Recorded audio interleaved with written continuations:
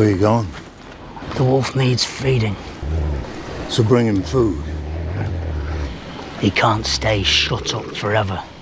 History remembers what it sees. But what about the stories we never got to watch? In another timeline, the White Walkers spoke. The Stark sisters stood united. And the end might have been very different. Before the world fell in love with Westeros, there was another version of the story, one filled with depth, emotion, and secrets that never made it past the cutting room floor. Today, we're uncovering the infamous scene that was cut and the domino effect it could have had on the entire Game of Thrones saga. Buried beneath the show's battles and betrayals are moments we were never meant to see. Scenes that could have changed how we saw our favorite characters forever. They weren't just deleted, they were erased from memory. But what if revealing them rewrites everything we thought we knew about Game of Thrones? The lost scenes from the early Game of Thrones. When most people think of Game of Thrones, they remember the dragons, the betrayals, and the epic battles. But before the world got hooked on the Starks and Lannisters, there was a very different version of the show, one that never made it to air. The original pilot had a completely different tone, with missing character moments and scenes that, if kept, might have changed the story in a big way. Let's start with Arya and Sansa Stark.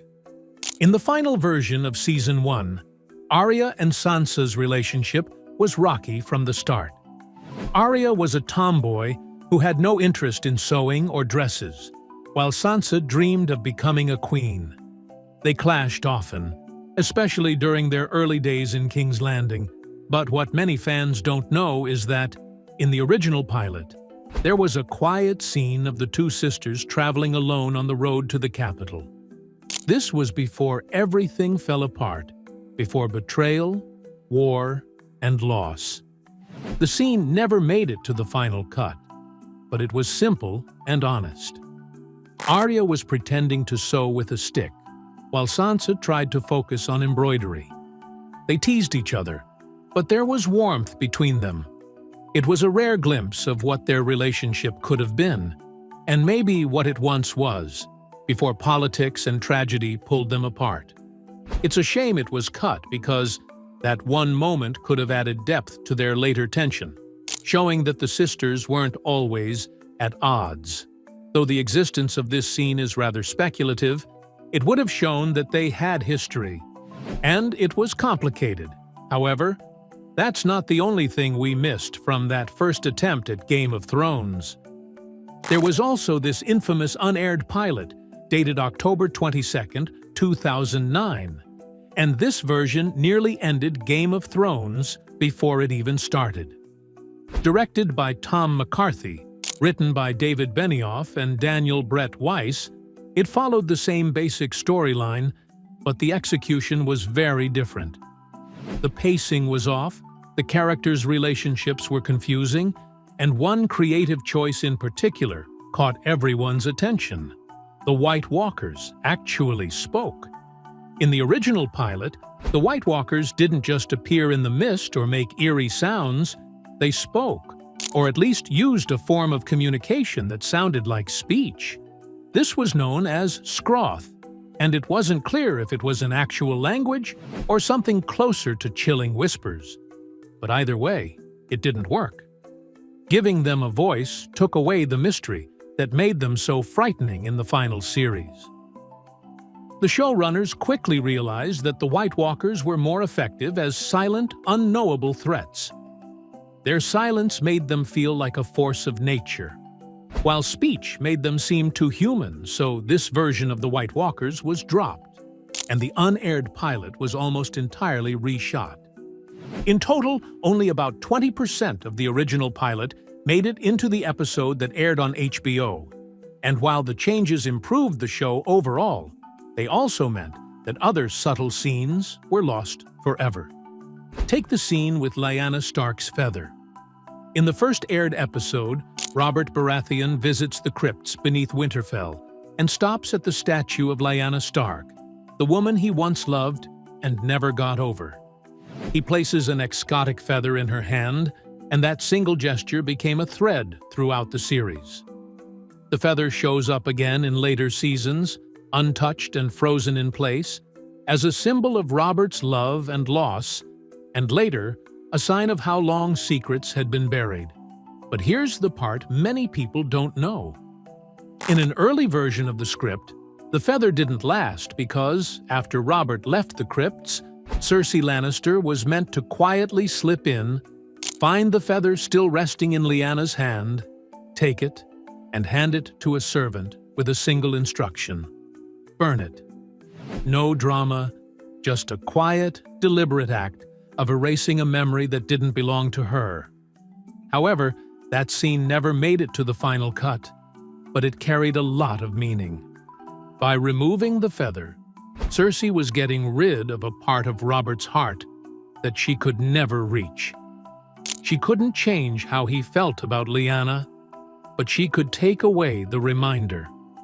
Even in the solemn stillness of the crypts, she found a way to assert control. Not through violence or anger, but through cold, calculated pettiness. This one small act would have set the tone for her character from the very beginning. Let's not forget Cersei. In the aired version of the pilot, Cersei is cold, calculating, and already playing the game. However, with the unaired pilot, she had a secret, one that was quietly dropped in the final cut. It was a brief conversation with Jaime, but the implications were huge. Apparently, Cersei had lost a child before the events of the series. The child in question was not Joffrey, Marcella, or Tommen, but another child entirely, who was completely unnamed and unseen. She mentioned it once, and her voice was calm, but there was a bitterness underneath it. This moment humanized her, but it didn't excuse what she would go on to do. But it gave her depth. A sense that even someone like Cersei had wounds no one saw. For some reason, that secret was taken out of the final script. Maybe the writers felt it was too early to soften her character, or maybe they realized it opened a subplot they didn't want to explore. Still, it makes you wonder. Would viewers have seen Cersei differently if they'd known from the start that she was grieving a child? Maybe, maybe not. But it's one of those what-ifs that hang in the air whenever we talk about the early days of Game of Thrones.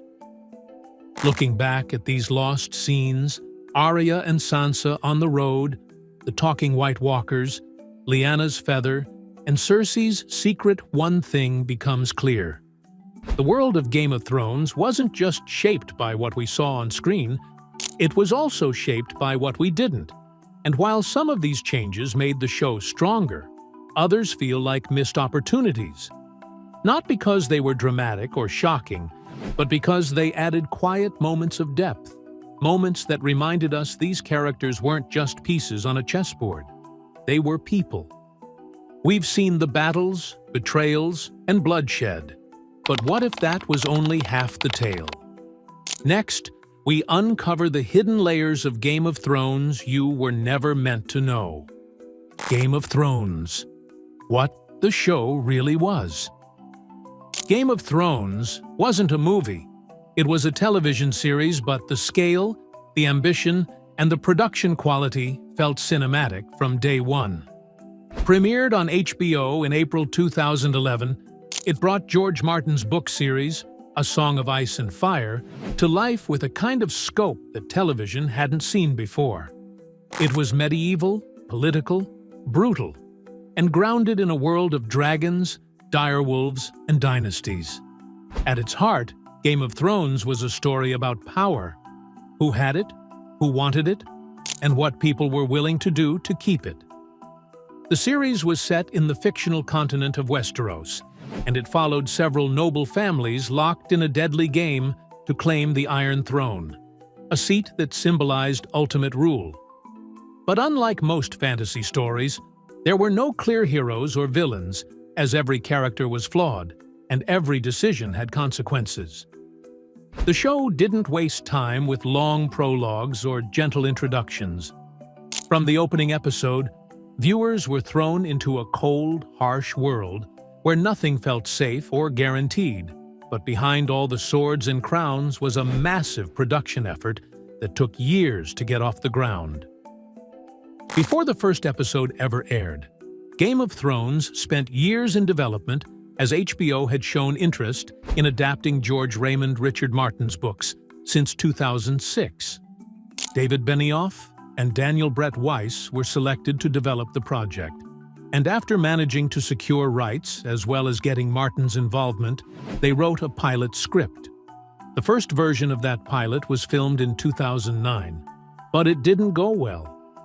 The first attempt at a pilot, now referred to as the unaired pilot, was a disaster behind the scenes. It had pacing issues, character confusion, and strange creative decisions that didn't quite land, so HBO didn't approve it.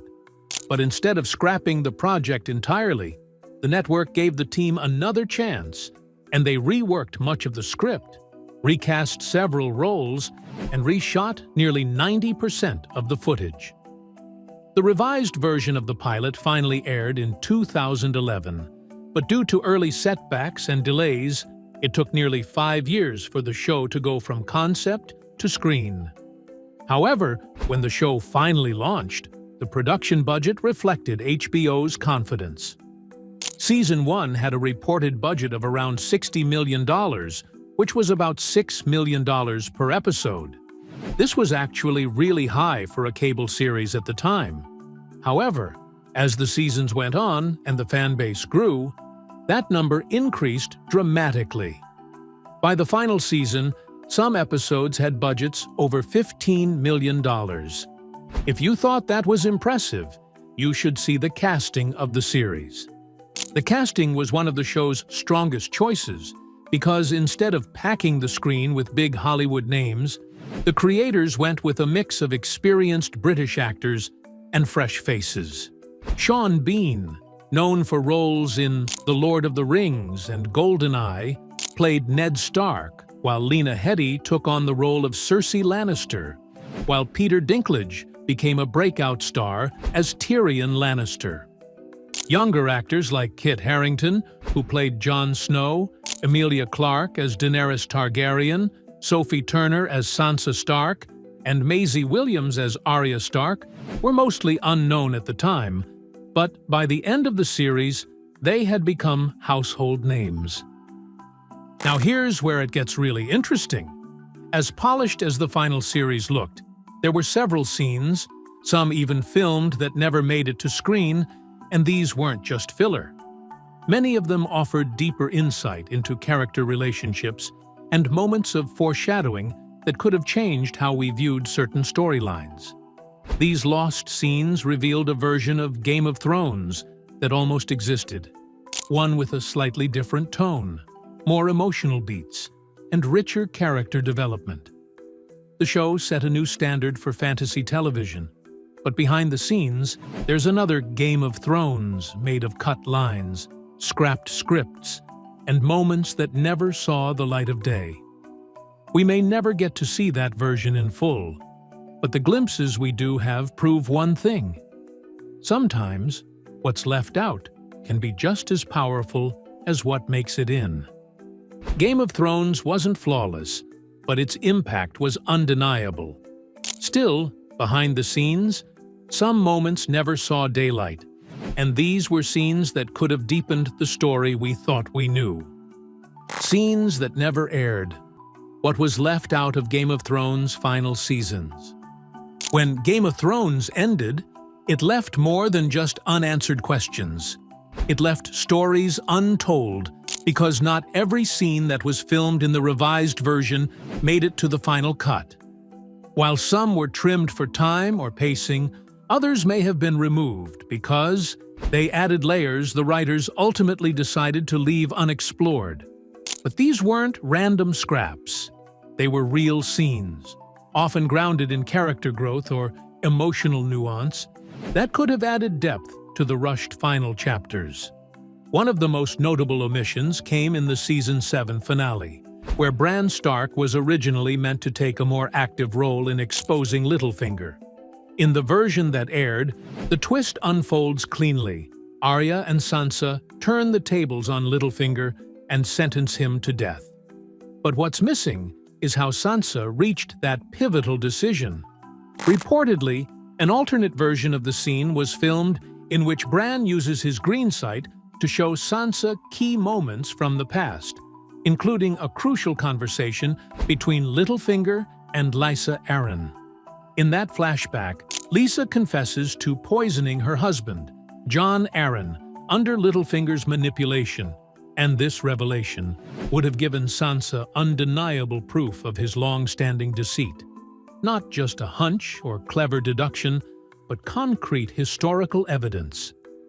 Leaving that out made Bran seem like a passive observer rather than an essential player in delivering justice. More importantly, it robbed the audience of a clearer view of Sansa's evolution, not just as a politically savvy woman, but as someone who learned to navigate power with both instinct and evidence. Another missed opportunity came during the Battle of Winterfell, also known as the Long Night, was visually stunning, but left several characters either underused or forgotten. One particularly impactful scene that was cut involved Tyrion and Sansa in the crypts. In the version that aired, we see them hiding behind a tomb, sharing a quiet moment of bravery and silent acceptance. But according to crew reports and early drafts, the original scene went further. Tyrion was meant to grab a dragonglass dagger and lead a small defense against the invading Whites, with Sansa unexpectedly joining him. They wouldn't take down waves of enemies, but together they would manage to fend off a few, showing that even in the face of death, they were willing to fight. It would have marked a significant shift for both characters who were neither known for combat, but both shaped by resilience. More than just action, the moment would have emphasized their evolving bond, built on shared trauma and quiet respect. Instead, what aired felt more symbolic than active. The scrapped scene could have added grit and depth to two characters typically seen as strategists rather than warriors.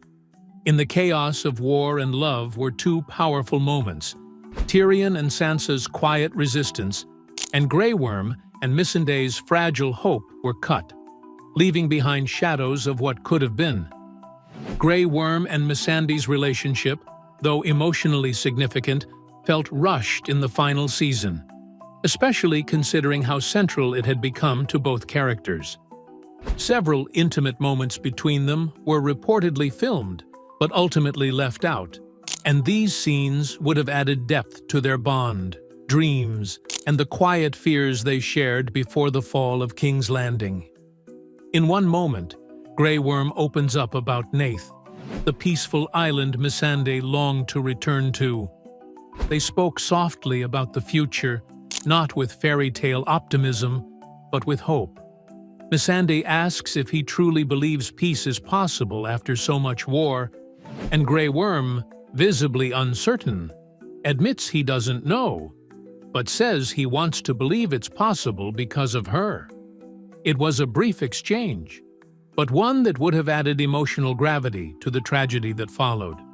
When Missandei is executed at Cersei's command, we see Grey Worm's grief, but what's missing is the deeper emotional context that would have made that grief even more personal and devastating.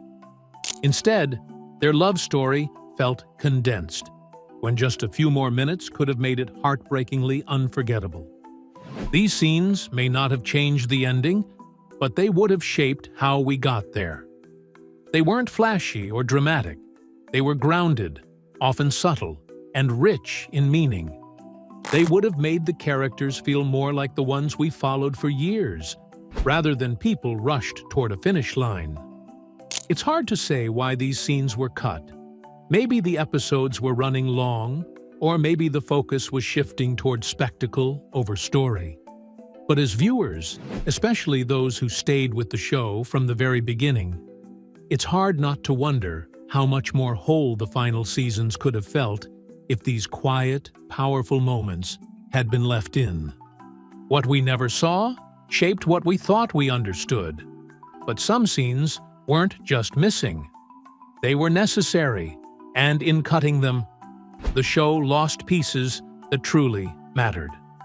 Scenes cut from Game of Thrones' final seasons that deserved to stay.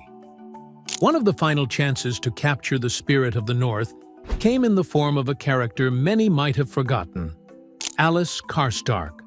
Her name didn't get the kind of attention others did, but she represented something important, which was redemption and the rebuilding of old Northern loyalties.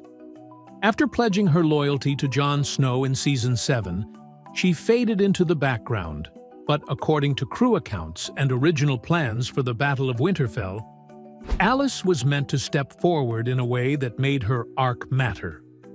In the cutscene, Alys volunteers to lead a small unit of fighters made up of people from families that had once stood with the Boltons. These were people with blood on their hands, but who had chosen to stay and defend Winterfell. Her volunteering wasn't loud or dramatic. She simply stood, acknowledged her family's past, and said she would fight to protect the North's future. The moment was subtle but powerful, and it gave a face to the idea that not all mistakes define a house forever. Cutting that scene removed a chance to show the North's complexity and how loyalty could be earned, not assumed. Alys didn't need a grand speech or a dramatic death, but her decision to fight could have served as a powerful reminder that the Battle of Winterfell wasn't just about the main characters. It was also fought by those with something to prove, and by people who chose this cause not because they were born into it, but because they believed in it. Leaving her out created a small but noticeable gap in the Northern narrative, one that could have added a quiet, grounded strength to the chaos of the long night. By the time Game of Thrones reached its final season, most characters had cemented their arcs, but one character remained a wild card to the very end, and he was Euron Greyjoy. Loud, arrogant, and unpredictable, Euron was one of the few major figures introduced in the later seasons who still managed to make an impression. But even that version of him, the one we saw on screen, was only part of the original plan. There was a much darker and more disturbing side of Euron that was cut from the aired episodes, particularly during a scene with his niece, Yara Greyjoy. In Season 8, Euron captures Yara and brings her aboard his ship. The version that aired was unsettling but intentionally vague. Let's break it down. Yara is tied up, Euron taunts her, makes a few remarks about teaming up with Cersei, and then walks away, leaving her chained. His enjoyment of her humiliation is obvious, but nothing he says is overtly graphic. The tone comes off more like a smug villain taking a victory lap than someone truly deranged. But according to the script, the original intent was far darker. According to the official Season 8 scripts, the original scene went a step further. Euron didn't just taunt Yara, he crossed the line into something much more disturbing.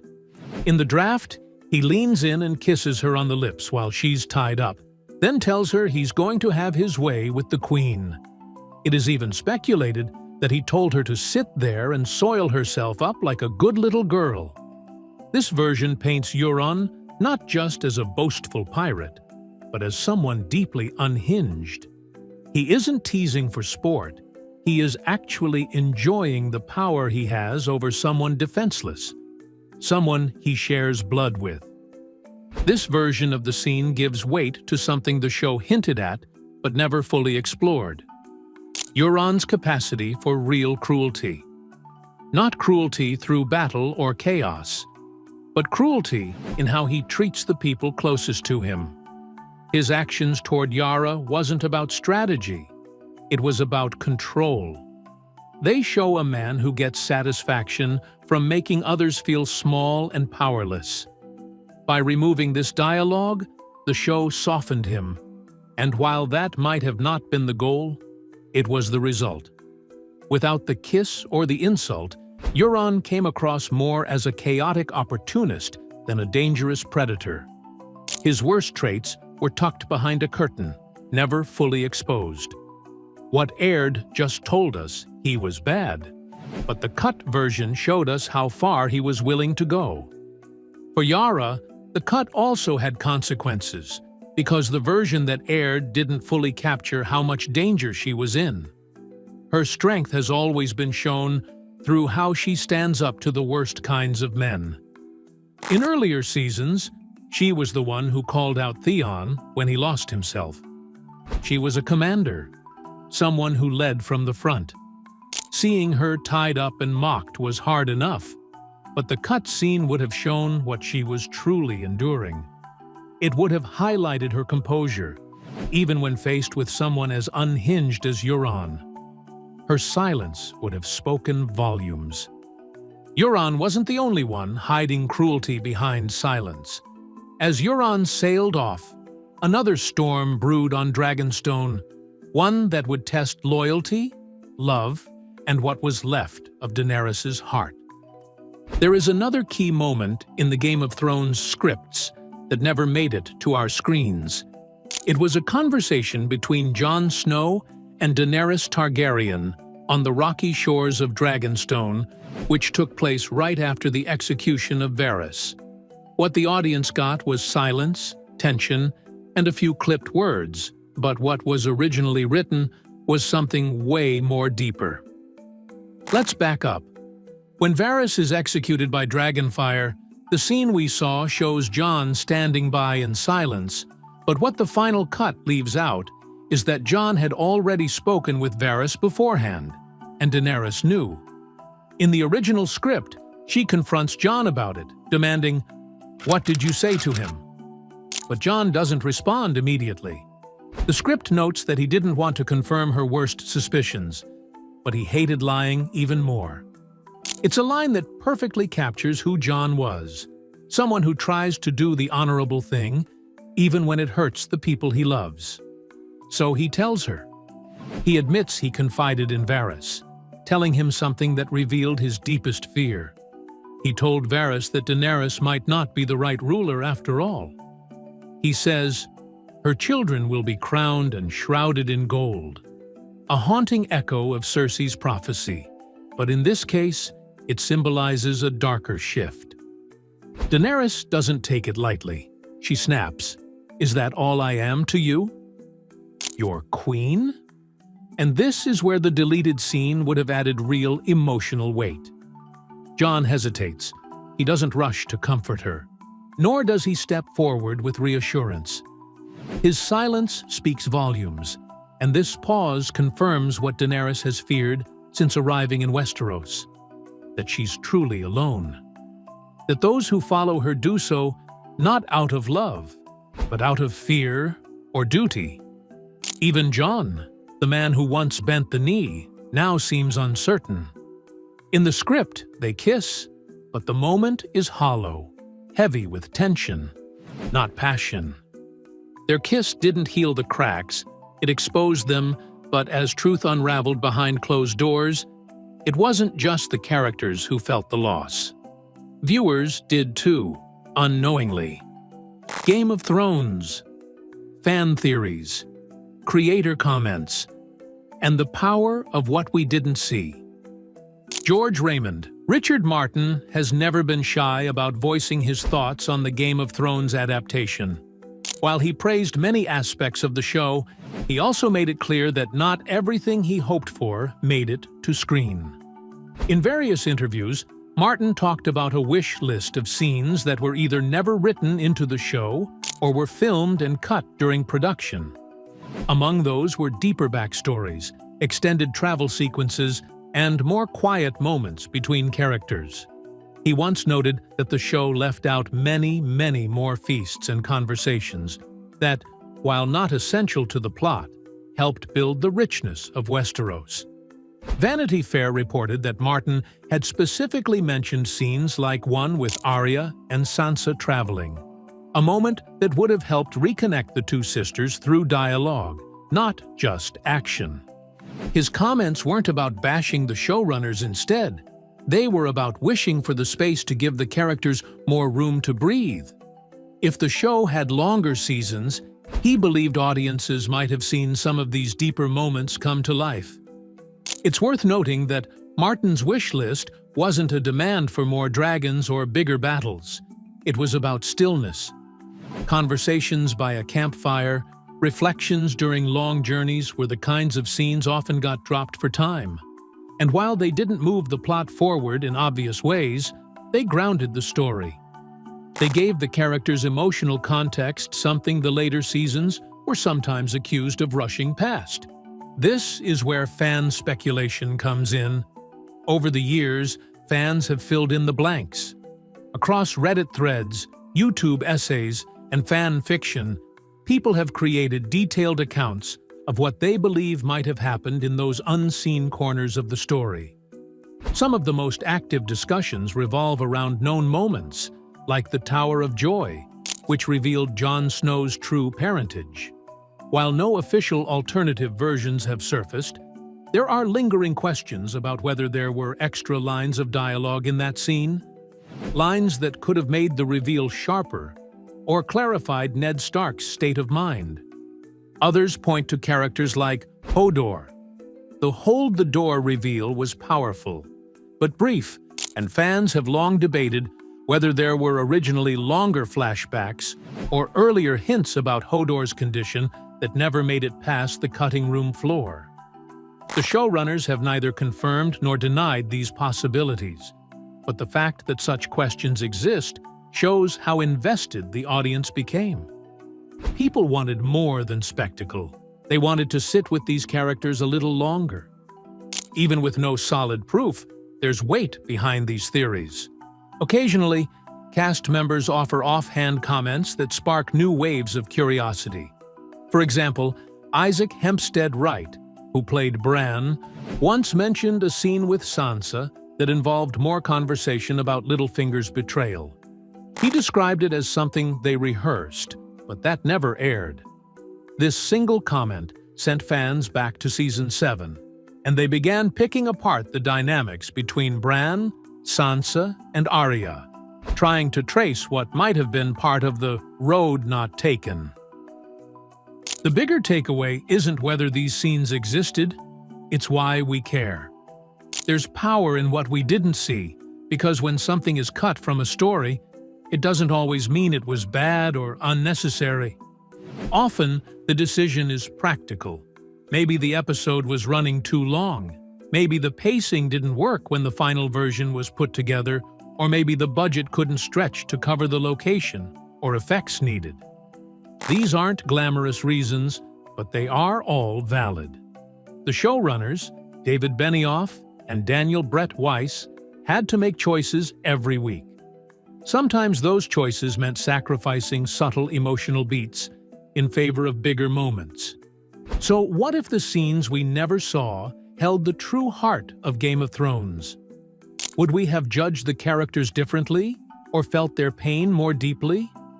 Could a few quiet moments have changed how the story ended? Let us know your thoughts in the comments, and don't forget to like, subscribe, and share. If you enjoyed this video, click on the next video on your screen.